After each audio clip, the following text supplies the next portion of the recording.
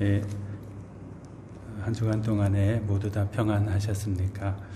지난 주일에 우리가 마태복음 28장 19절 20절 말씀으로 예수님의 제자라는 제목으로 말씀을 나누었습니다. 예수님의 제자는 누구일까? 또 어떤 사람이 되어야 될까? 다른 사람 앞에서는 물론이고 하나님 앞에서, 우리 예수님 앞에서 어떤 사람이 되어야 될까? 이런 것들에 대해서 잠시 생각해 보았었습니다. 오늘도 같은 맥락에서 예수님의 제자는 누구여야 되고 어떤 사람, 어떤 역할을 하는 사람이 될까? 이런 걸 한번 나누어 보려고 합니다. 지난 주일에 함께 나눈 말씀들의 간략한 요점들을 다시 한번 되짚어 보고자 하는데요. 예수님의 제자는 먼저 예수님의 부르심에 응답하는 사람이어야 한다, 이렇게 말씀드렸습니다.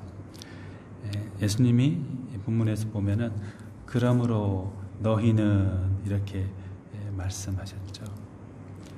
그러므로 너희는, 예수님은 항상 많은 일을 하시기에 앞서서 제자들을 훈련시키시고 그들과 더불어서 일해 가셨어요. 주님이 그들을 부르셔서 당신의 고귀한 생명을 구하는 일을 하도록 초청해 주셨잖아요. 그 부르심에 우리가 응답하는 사람이 되어야 되겠죠. 주님은 우리와 같이 일해보자 라고 초청하시는데 우리는 우리 하는 일에 너무 바빠서 주님 부르심에는 관심도 없이 알면서도 모른 척하면서 우리의 일에만 초점을 두고 살아간다면은 예수님의 온전한 제자라 할 수 없을 것 같습니다. 들리게 들리지 않게 사람을 통해서, 일을 통해서 또는 마음으로 우리를 부르시는 주님의 부르심이 있다면은 그것을 깨닫고 감사함으로 응답하는, 주님의 부르심에 응답하는 그런 예수님의 제자가 되도록 해야 되겠습니다. 그리고 예수님의 제자는 적극성과 능동적 실천력을 가지고 사는 사람이다, 이렇게 말씀 나누었습니다. 예수님의 제자들을 부르셨죠. 너희는, 그 다음에 하신 말씀이 뭐였죠? 가서, 이렇게 말했습니다. 불러주시고 그들을 그냥 그 자리에 가만히 앉아있도록 하시지 않았어요. 그들을 부르신 목적은 예수님의 일, 다른 사람들을 위한 일, 그 일을 하도록 보내는 것이었죠. 가는 것이었죠. 그들이 부름받은 목적은 예수님 곁에만 가만히 앉아서 말씀만 듣고 있는 것이 아니고 세상을 향해 나아가는 것이었습니다. 피동적으로 어쩔 수 없이가 아니고 적극적으로, 능동적으로 주님의 부르심에 아멘 하고서 가라 하신 그곳으로 나아가는 사람, 그 사람이 정말 진실한 예수님의 제자가 될 수 있죠. 오직 성령이 너에게 임하시면 너희가 권능을 받고 예루살렘과 온 유대와 사마리아 땅끝까지 이르러 내 증인이 되리라 하시니라. 사도행전에 있는 말씀이죠. 주님의 우리를 향하신 기대와 우리를 부르신 목적이 바로 이것입니다. 적극적이고 능동적으로 주님의 일에 힘쓰는 사람, 실천력을 가지고 살아가는 사람, 그런 예수님의 제자가 우리 모두 다 되어야 되겠습니다. 그리고 예수님의 제자는 개방성과 포용성을 가지고 모든 사람을 대해야 된다. 대상을 구별하지 않는 사람이 되어야 된다. 이렇게 말씀을 나누었습니다. 예수님께서 모든 민족을 제자로 삼아, 이렇게 말했죠. 특별한 사람만 지목해서 거기에 초점을 맞추지 않으셨어요. 여기에 있는 사람, 또 저기에 있는 사람, 세상에 있는 모든 사람들을 대상으로 해서 마음을 열고 나가도록 했습니다. 제자들이 좋아하는 부류의 사람도 있을 거 아니에요. 또 좋아하는 부류의 일들도 있을 것입니다. 그러나 그런 어떻게 보면 편협한 마음, 자기 안에 갇혀있는 마음, 그것을 열고 개방성을 가지고 누구는 배척하고 업수위 여기면서 내동댕이 치는 것이 아니라 모두 다 끌어안고 품어안고 포용성을 가지고 살아가는 사람, 또 일해가는 사람, 그 사람이 예수님의 참 제자로서 역할을 할 수 있죠. 무슨 일이든지 어떤 사람이든지 대상의 구별을 두지 않고 주님이 부탁하신 사람, 장소라면, 일이라면 그곳에 나아가서 그 일을 그들을 위해서 하는 사람, 그 사람이 바로 예수님의 참 제자가 될 수 있다. 말씀 나누었습니다. 그래서 심지어 예수님은 마태복음 5장 44절에서 나는 너희에게 이르노니 너희 원수를 사랑하며 너희를 박해하는 자를 위하여서 기도하라까지 했었죠. 원수를 위해서, 박해하는 사람들을 위해서도 일할 수 있는 사람, 마음을 열 수 있는 사람, 그 사람이 예수님의 참 제자가 될 수 있습니다. 이것은 쉽지 않죠. 그렇지만은 주님의 발자취를 따라 살아가는 우리라면은 이 일을 반드시 우리 안에 이루어질 수 있도록 기도하면서 힘써 노력해 나가야 되겠습니다. 또 예수님의 제자는 또 다른 제자들을 잉태하고 또 낳는 사람이라고 말씀드렸었어요. 재생산의 역할을 해야 된다 하는 거죠. 제자로 삼아 아버지와 아들과 성령의 이름으로 세례를 베풀고, 너희가 예수님의 사랑을 알고 그 사랑 안에 살아가고 있고 제자가 되었다는 것에 만족하지 말고 이제는 한 걸음 더 나아가서 너 아닌 또 다른 사람이 제자가 되도록, 그래서 예수님의 말씀을 마음에 담고 예수님의 사랑을 사모하고 예수님의 말씀을 따라 사는 사람이 되도록 만드는 일에 너 힘쓰라고, 제자 삼는 일에, 재생산하는 일에 힘쓰라고 예수님께서 부탁하셨습니다. 수고하고 헌신하고 무언가를 또 손해보기도 하고 그래야 되는 제자의 역할이지만은 예수님은 우리에게 그런 제자로서의 역할을 잘 감당해 주었으면 좋겠다라고 부탁하셨고 또 명령하셨어요. 땅 끝까지 이르러 내 증인이 되리라 이렇게 말씀하셨잖아요. 제자를 재생산해내는 사람, 그런 예수님의 기대하시는 참 제자로 우리 성장해 나가고 성숙해 나가면 좋겠습니다. 예수님의 제자는 또 예수님으로부터 배우고 예수님의 그 말씀을 가르치고 다른 사람들을 양육하는 사람이라고 했죠. 예수님의 말씀은, 하나님의 말씀은 우리를 새 사람이 되게 하고 우리 삶에 새로운 진실한 목적을 갖게 하고 또 여러 가지 많은 상황들 가운데서도 자족하면서 살 수 있도록 해주시는 생명의 말씀, 소망의 말씀이죠. 이 말씀이 우리 속에 가두어져 있어서는 안 되겠죠. 예수님이 우리에게 그렇게 원하시겠어요? 내가 들려준 말씀이 너희 속에만 갇혀 있으면 된다, 심겨져 있으면 된다, 너희만 잘 되면 된다, 이렇게 예수님 원하시지 않겠죠. 나아가서 복음을 전하고 또 다른 사람들이 그 예수님으로부터 생명의 말씀을 배우고 그 말씀을 소망 삼아서 살아가도록 하는 것, 그것을 예수님은 원하실 것입니다. 내가 먼저 열심을 다해서 주님의 말씀을 배우고 마음에 심고 따르고 한 걸음 더 나아가 또 다른 사람이 그 말씀을 마음에 심고 배우고 따르도록 하는 역할을 하는 사람, 그 일을 수행해내는 사람, 그 사람이 바로 예수님의 제자입니다. 우리가 그런 제자가 되어야 되겠습니다.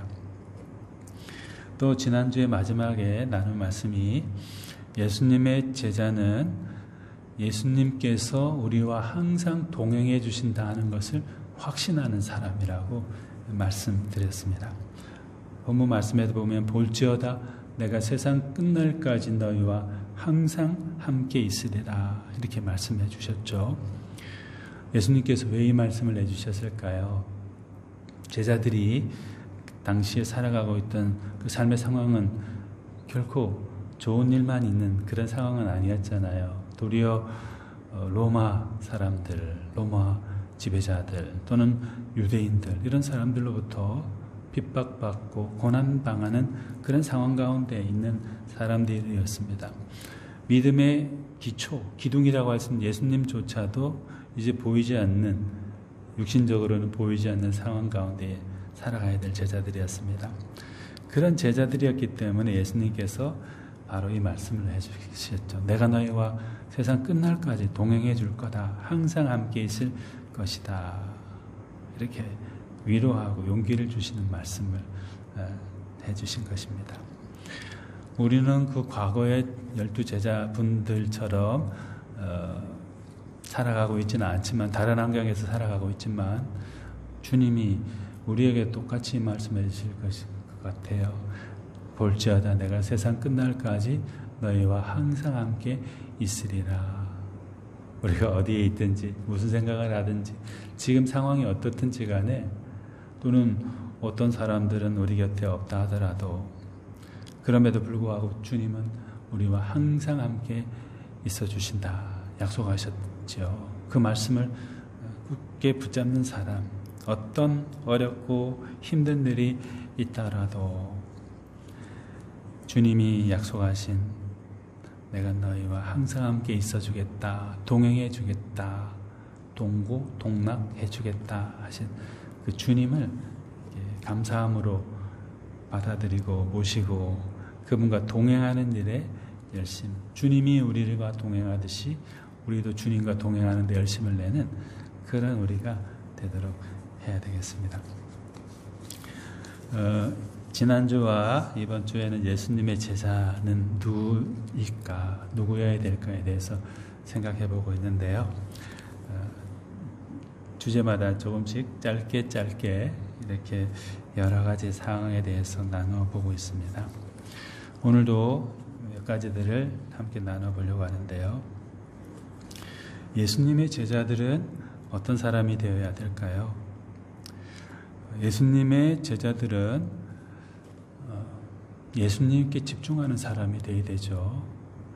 무슨 당연한 말을 새삼스럽게 또 하느냐 이렇게 생각할 수가 있는데, 사실 우리가 생활하는 삶의 영역에서 우리가 지금까지 어떻게 살아왔는가, 예수님 믿지 않았을 때는 물론이고 예수님 믿고 와서도 어떻게 살아왔는가 한번 이렇게 가만히 되돌아 보면은요, 하루 24시간 1년 365일이잖아요. 또 어떤 분은 뭐 연세가 많이 드신 분도 계시고, 또는 좀 어린 그런 사람도 있고, 우리 삶의 상황은 뭐 다양하긴 하지만, 그렇지만 우리는 살아가는 동안에 우리가 필요하다 생각하는 것들에 집중을 합니다. 물론 당연히 우리가 필요로 하는 것을 얻기 위해서 그것에 집중해야 되죠. 에너지를 투입하고 노력하고 힘써야 됩니다. 그런데 우리의 관심이나 우리의 힘, 우리가 가지고 있는 어떤 역량을 투입하는 것이 예수님과는 전혀 관계없는 일들에만 온통 다 쏠려 있고, 예수님께는 전혀 우리의 관심이라든지 우리의 에너지라든지 이런 것들이 기울여지지 않는다면은, 그럼 우리를 일컬어서 당신은 참 예수님의 제자이시군요 이렇게 말할 수 있겠습니까? 그런 말을 들을 자격이 있겠습니까? 예수님과는 아무 상관없이 그냥 살아가고 있는데 그런 사람을 일컬어서 예수님의 제자다, 예수님의 사람이다 이렇게 말할 수 있을까요? 부끄러운 일이죠. 죄송한 일이죠. 예수님, 주님 하면서도 일상의 삶 가운데서는 온통 다른 것들에 관심을 다 기울이면서 그 세상의 것들에만 집중해 가면서 살아가고 있고, 겨우 건성으로 주일날 한번 띡 예수님 바라보는 척 하는, 집중하는 척 하는 그런 우리는 아닌지 우리 스스로를 한번 심각하게 돌아봐야 될 것입니다. 저 자신부터. 초점을 잘 맞추어야 돋보기도 제 역할을 할 수 있죠. 초점을 잘 맞추어야 현미경도 제 기능을 잘 발휘할 수 있습니다. 우리 인생도 성경은 그렇게 말씀하고 있어요. 우리 인생도 초점을 바로 맞추어야 사람답게 살 수 있어요. 특히 하나님의 자녀처럼 살 수 있어요. 예수님의 제자답게 살 수 있어요. 지금 우리 초점이 어디에 맞춰져 있는지, 과연 우리의 초점은, 나의 초점은 주님께로 향해 있는지, 그걸 매 순간마다 돌아보면서 살아가도록 해야 되겠습니다. 처음에는 흐리멍텅한 상만 보이는 그런 초점을 제대로 잘 못 맞추는 우리일 수도 있지만, 그런 것이 반복되고 또 반복되다 보면은 초점을 잘 맞추고 바른 초점을 통해서 주님을 더욱 잘 알아가고 더욱 잘 모시고 살아가는 그런 참 제자가 될 수 있을 것입니다. 나의 삶의 초점, 나의 영의 초점, 그것은 지금 어디에 맞추어져 있는지 다시 한번 되돌이켜보고, 그것이 잘못되었다면 초점을 수정해서 주님께 집중되어질 수 있도록 우리의 삶을, 우리의 생활을 고쳐나가는 그런 우리가 다 되면 좋겠습니다. 그리고 예수님의 제자는 예수님께서 원하시는 방향으로 자기 생각, 자기 삶의 방향, 이런 것들을 전환시키는, 변화시킬 수 있는 용기와 실천력을 가진 사람이어야 됩니다.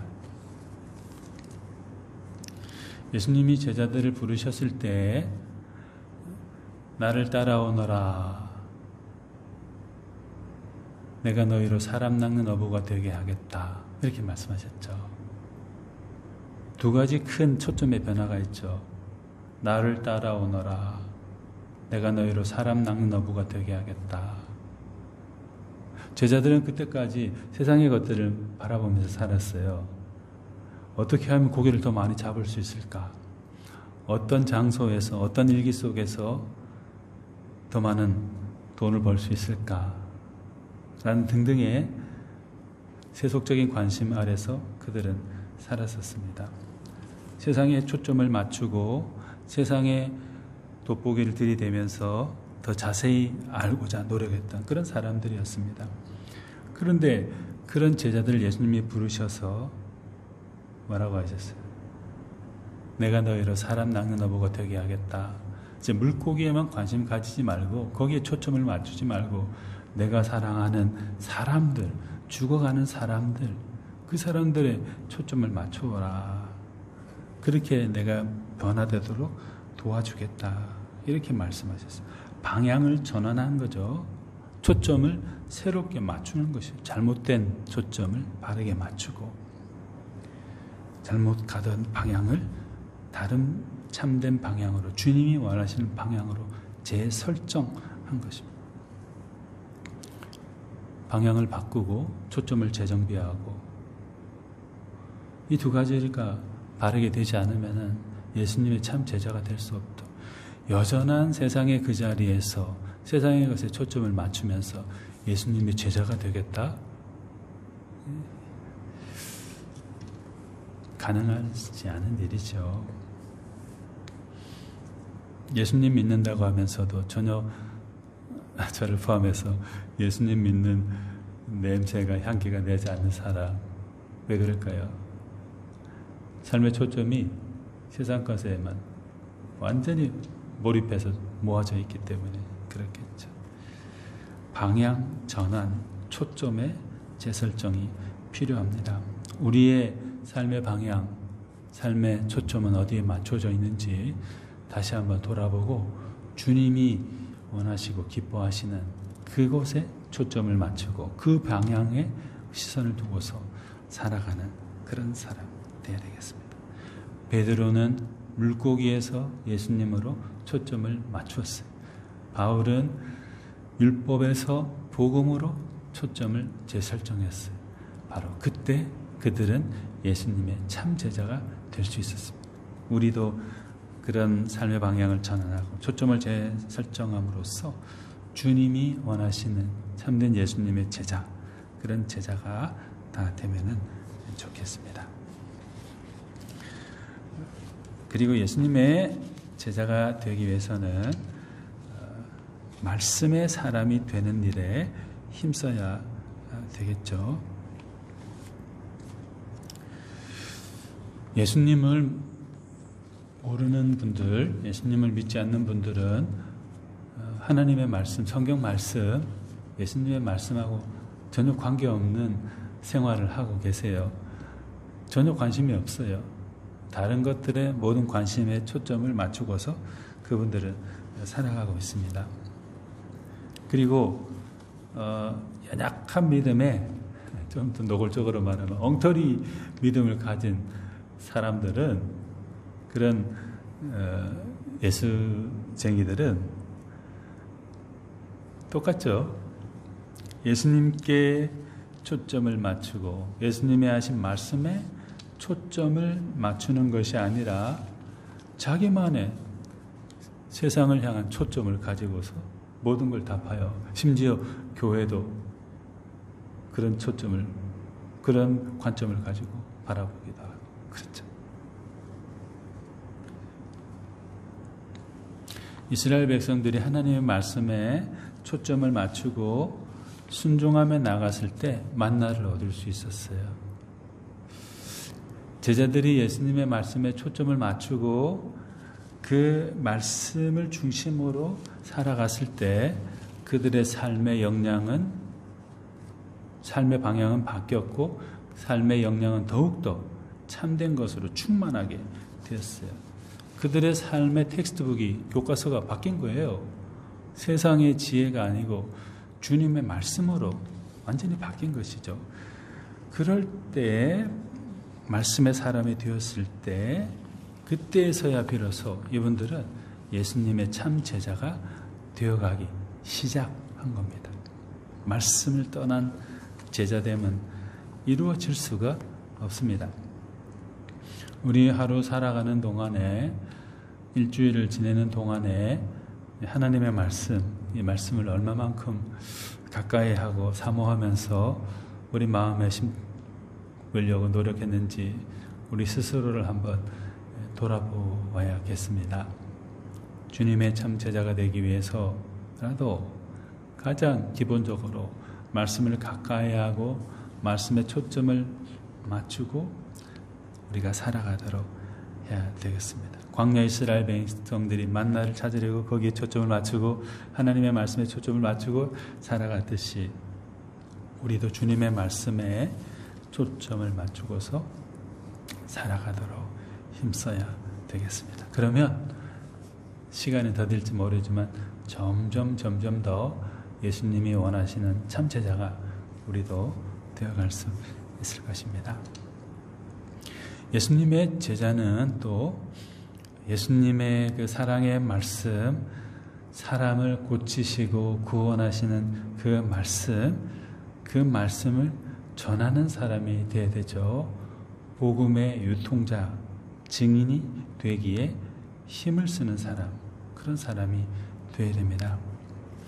예수님께서 지상에서의 삶을 마치고 하나님 나라로 가실 때 제자들에게, 사람들에게 이렇게 말씀하셨습니다.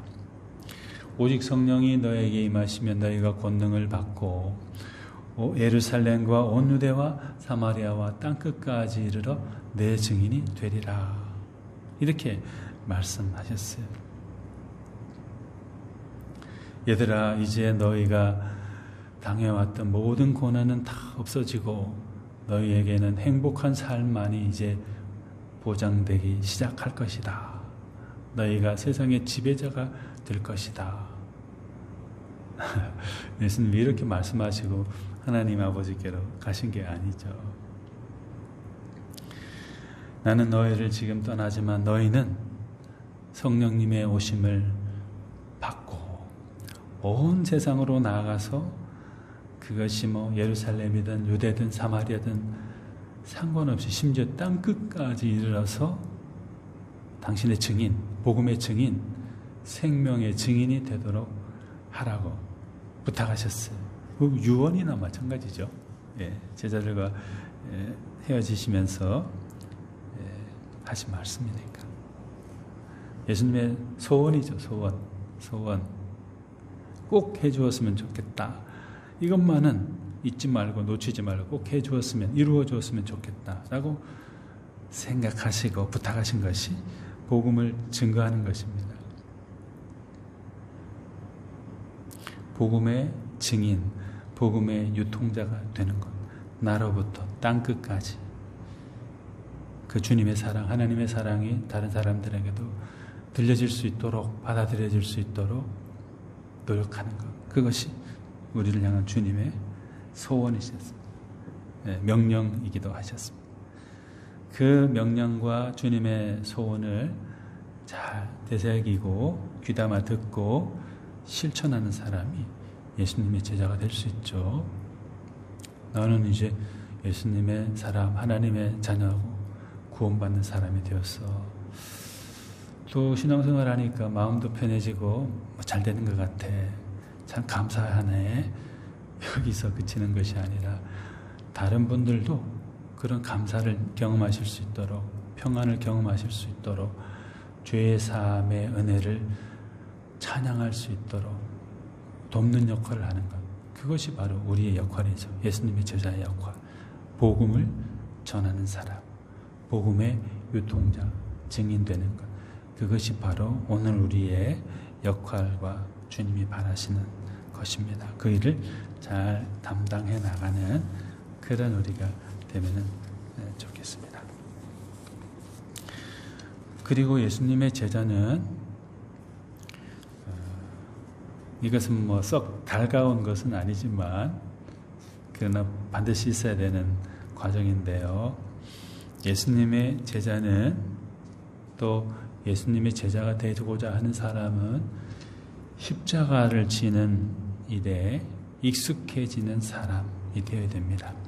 익숙해질 뿐만 아니라 그 십자가를 자원해서 지고자 하는 사람, 그 사람이 예수님의 참 제자가 될 수 있습니다. 마태복음 16장 24절에서 예수님께서 제자들에게 이렇게 말씀하셨습니다.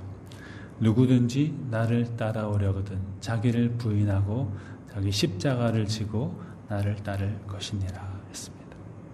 제자들에게 하신 말씀이죠. 누구든지 나를 따라오려거든 자기를 부인하고 자기 십자가를 지고 나를 따를 것이니라 했습니다. 십자가를 지는 마음으로 주님의 뒤를 따르는 사람만이 예수님의 참 제자가 될 수 있는 것이죠. 예수 믿으면 마음도 편해지고 심지어 어떤 사람 병도 낫는다고 하더라. 뭐 자식들도 잘 된다고 하더라. 그 말이 틀린 말은 아니지만 그런 자기에게 좋은 듯한 긍정적인 느낌을 주는 말들에는 귀가 솔깃하면서도 예수님 때문에 다른 사람들에게 조금 손해를 보더라도 감사하는 사람이 되라라든지 네가 십자가를 져야 된다든지 참아야 된다든지 이런 말을 들으면 왠지 마음이 불편해지는 사람. 그 사람은 그분은 신앙인격이 아직은 좀 성숙지 못한 분이라고 할 수 있죠. 왜냐하면 예수님은 누구든지 나를 따라오려거든 자기를 부인하고 자기 십자가를 지고 나를 따를 것이니라 하셨는데 그것을 제대로 응답하지 못한 분이시니까요. 그렇죠?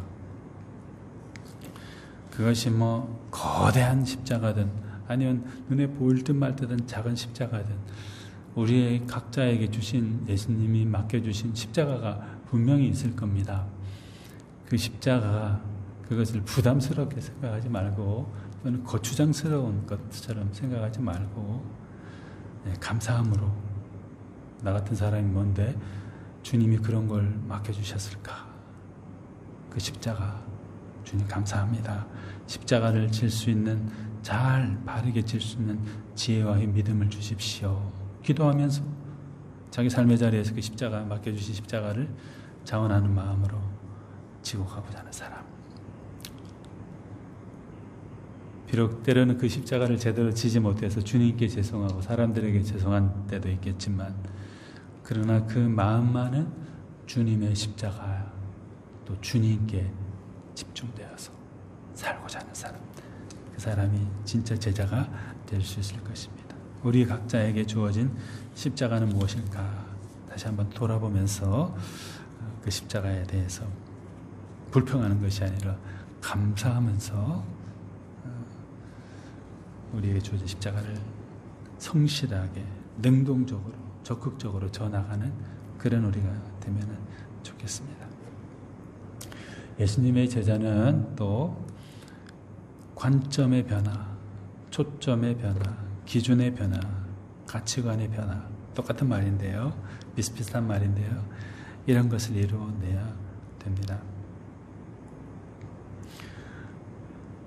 우리도, 예수님의 제자라는 우리도 이 땅에 발을 딛고 살고 있잖아요. 땅에 발을 딛고 살고 있는 이상 세상 여러 가지 일들에 대해서 관심도 가지고, 또 세상에 여러 가지 필요한 것들을 우리가 또 찾기도 하고 그렇게 해야 됩니다. 그런데 우리 시선이나 우리 삶의 기준이나 행복의 기준이나 초점이 세상에만 집중되어 있으면 큰일 나죠.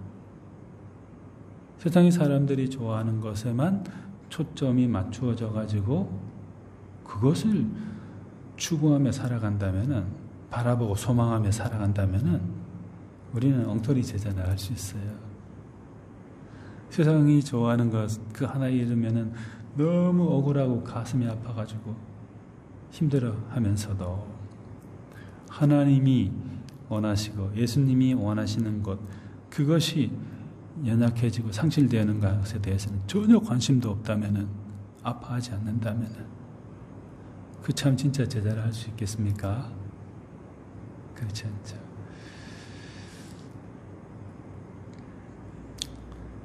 때로는 우리가 바라는 어떤 것들을, 극단적으로 말하는 세상의 것들을 조금 잃는다 하더라도 그것을 통해 주시는 깨달음 속에서 하나님의 나라를 바라볼 수 있게 되고 복음을 다시 생각하게 된다면은 그게 진짜 축복이죠. 복이죠. 예수님께서 마가복음 10장 21절에서 이런 말씀 하셨습니다. 그를 보시고 사랑하사 이르시되 내게 아직도 한 가지 부족한 것이 있으니 가서 내게 있는 것을 다 팔아 가난한 자들에게 주라. 그리하면 하늘에서 보화가 내게 있으리라. 그리고 와서 나를 따르라 하시니, 이렇게 말씀하셨어요. 엄청난 요청이죠. 부르심이죠.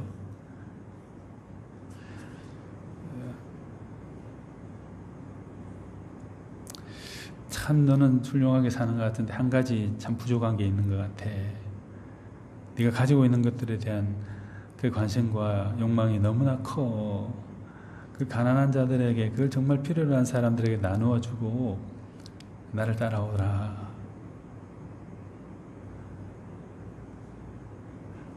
이 사람은 세상에 관한 관심과 초점이 너무 많이 강하다면은 그걸 놓지 않겠죠. 못 놓죠. 거기 자기의 피와 땀, 눈물이 배어있는 것들인데 못 놓죠. 그러면 그는 그건 얻을 수 있어요. 그런데 예수님은 잃고 하나님 나라 천국은 잃어버리게 되죠. 시선이 물질에만, 세상의 것들에만 초점이 맞춰져 있다면은 그 사람은 진짜 예수님의 제자가 될 수가 없죠.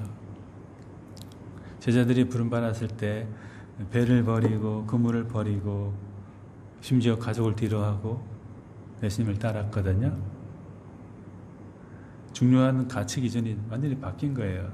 초점이 변화된 거예요.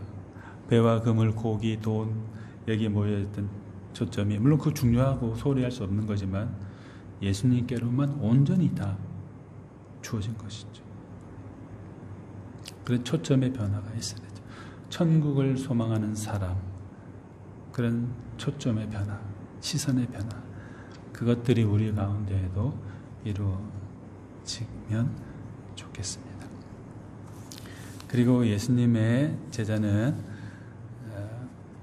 확신과 소망으로 사는 사람이 되어야 됩니다. 예수님 시대의 사도들과 주님을 따르는 많은 사람들이 얼마나 많은 핍박을 받았어요. 사회적으로, 종교적으로 많은 어려움을 겪었잖아요. 예수님 따른다는 것 때문에 핍박받고 심지어 죽임을 당하고. 그런데 그런 가운데서 이분들은 하나님의 나라, 천국을 바라봤어요. 또 예수님을 바라봤어요. 소망, 현실은 어렵지만, 힘들지만, 고통스럽지만 주님께 대한, 하나님 나라에 대한 소망을 가지고, 확신을 가지고 그들은 살아갔습니다. 때로는 심한 박해가 오고 죽음이 자기들 앞에 막 닥들었을 때에도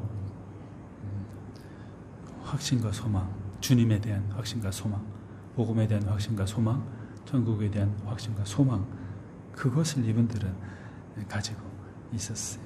확신과 소망을 잃어버렸을 때, 만약 그랬다면 이분들은 예수님의 제자로 끝까지 남아있을 수 없었을 것입니다. 인스타그램에 어떤 분이 기도한 기도문이 있더라고요. 그 내용이 이렇습니다. 주여, 오래도록 기다리는 시간이 낙심으로 변하지지 않게 하소서. 기도의 응답이 더딜지라도 그 기다림 속에 당신의 뜻이 있음을 믿게 하소서. 보이지 않아도 당신이 일하고 계심을 마음 깊이 신뢰하게 하시고, 길이 막힌 것 같아도 당신은 가장 선한 길로 나를 인도하신다는 것을 잊지 않게 하소서. 기다림의 시간에 불평이 아닌 찬양을 배우게 하시고, 초조함이 아닌 깊은 평안을 누리게 하소서. 때로 고요함 속에서 당신의 음성을 더 또렷이 듣게 하시고, 이 모든 과정조차 당신과 동행하는 은혜임을 깨닫게 하소서. 주여, 내 시간표가 아닌 주님의 때를 신뢰하며 오늘도 묵묵히 믿음으로 걸어가게 하소서. 너무 귀한 말씀이죠.